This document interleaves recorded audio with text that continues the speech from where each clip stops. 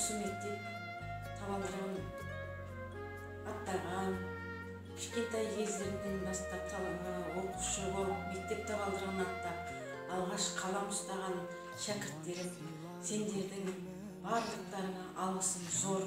Әрине, әрбір шәкірттің өз қалауы, өз мамандығы, өз таңдауы әртүрлі.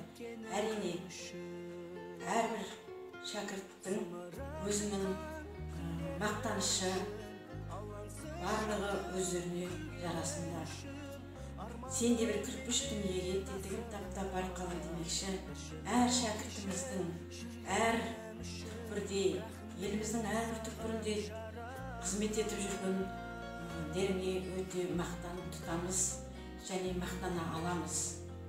Барлықтарыңызға денсаулық тілеймін және бақытты да баянды өмір сүріңдер.